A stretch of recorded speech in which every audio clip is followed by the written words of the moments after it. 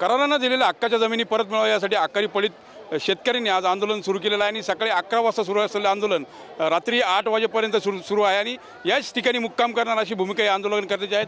अनेक महिला या आंदोलनामध्ये सहभागी आहेत। खरं तर आज सगळे कामं सोडून या महिला ज्या आहेत या आंदोलनात सहभागी झाल्या आणि सकाळपासून जवळपास 8 तास झाले आहेत या महिला याच ठिकाणी ठिय्या आंदोलन करतायत।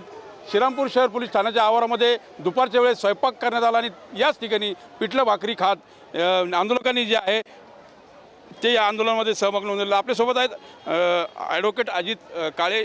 तुम्ही ही जी केस होती ही न्यायालयात देखील लढला, तिथे विजय संपादन केला। राज्य सरकारच्या आता उंबरठ्यावर हे सगळं प्रकरण येऊन ठेवलेलं आहे। राज्यपालांची सही बाकी आहे। मागच्या वेळी तुमची राज्यपालांची शिष्टमंडळाची भेट देखील झाली, मग घोडं अडलं कुठं? मला पण हा मोठा प्रश्न पडला आहे की घोडं अडलं कुठं। कारण की हा संघर्ष आम्ही उच्च न्यायालयात याचिका दाखल करून केला, याच्यामध्ये काही अर्थकारण नाही आहे। याच्यामध्ये मी स्वतः वकील म्हणून काम केलेलं आहे, कुणाकडनं 1 रुपयासुद्धा आम्ही घेतलेला नाही आहे। आमचा हा संघर्ष चाललेला आहे की गोरगरीब जे शेतकरी आहेत, जे अल्पभूधारक आहे, पूर्णपणे संपलेले आहेत, खचलेले आहेत, त्यांच्यासाठी एक संधी आहे की त्यांच्या हक्काचे, ते पण काही असं फुकट मागत नाही, त्यांच्या हक्काच्या जमिनी त्यांना मिळाल्या पाहिजे। हे सगळे मुद्दे उच्च न्यायालयात मांडल्यानंतर न्यायालयाने निर्णय दिलेला आहे की 8 आठवड्याच्या आत कायद्यामध्ये दुरुस्ती करून या जमिनी या गोरगरीब शेतकऱ्यांना देऊन टाका। असे असताना देखील आणि त्याच्यामध्ये खास करून एक महत्त्वाचा मुद्दा उच्च न्यायालयाने घेतला होता की निवडणुकीची प्रक्रिया चालू असली तरी याच्यात कुठेही निर्णय घेताना बाधा येणार नाही, शासन हा निर्णय घेऊ शकतं, अशा स्वरूपाचे स्पष्ट निर्देश दिलेले असताना देखील मंत्रिमंडळाने सुद्धा हा विषय पूर्णपणे परवानगी देऊन पुढे नेलेला असताना देखील फाईल मात्र जेव्हा राज्यपालांकडे गेली, 1.5 वर्ष झाले राज्यपालांच्या दरबारी मी स्वतःसुद्धा 45 मिनिटं चर्चा करून आलेलो या विषयात, पण काय कुठं माशी शिंकते आहे काही समजायला तयार नाही। का बरं शासन किंवा राज्यपाल निर्णय घेत नाही, याच्यामध्ये माझ्या मनात फार मोठी शंका आता निर्माण व्हायला लागलेली आहे। परंतु शासनाला जो निर्णय घ्यायचा तो शासन घेईल। आमची मात्र भूमिका आता स्पष्ट झालेली आहे की माझं हे 5वं आंदोलन आहे। 5व्या आंदोलनामध्ये अगदी महात्मा गांधींनी दिलेले जे काही सूत्र होते आंदोलनाची ती सगळी पूर्ण केलेली आणि आज हे शेवटचं आंदोलन आहे की ज्याच्या माध्यमातून आम्ही आज पोलीस स्टेशनला आलेलो आहे।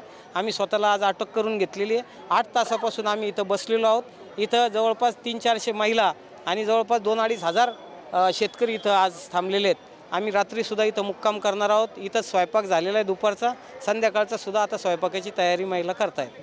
जो करारनामा होता तो काय होता? कारण आकारी पडीत म्हणजे समजायला इतरांना अवघड जातं आहे की नेमका तुमचा प्रश्न काय?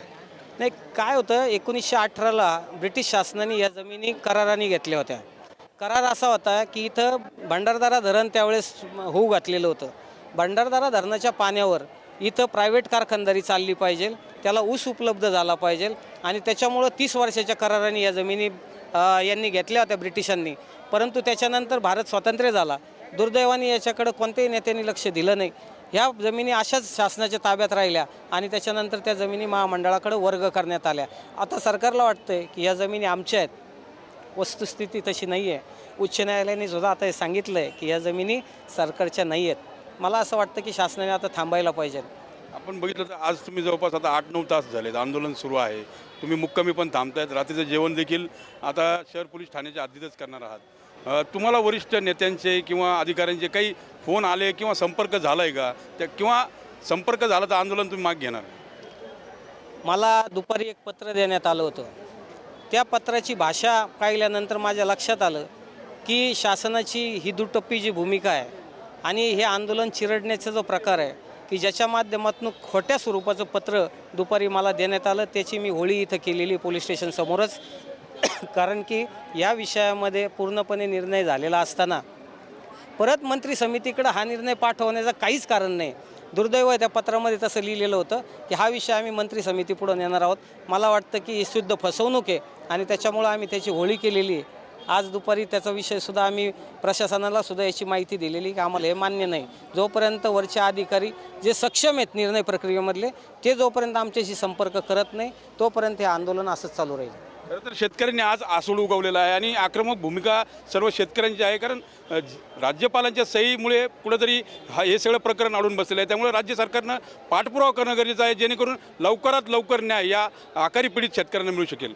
कॅमेरा पर्सन नागनाथसह मी मनोज गाडीकर, TV9 मराठी, श्रीरामपूर, अहिल्यानगर।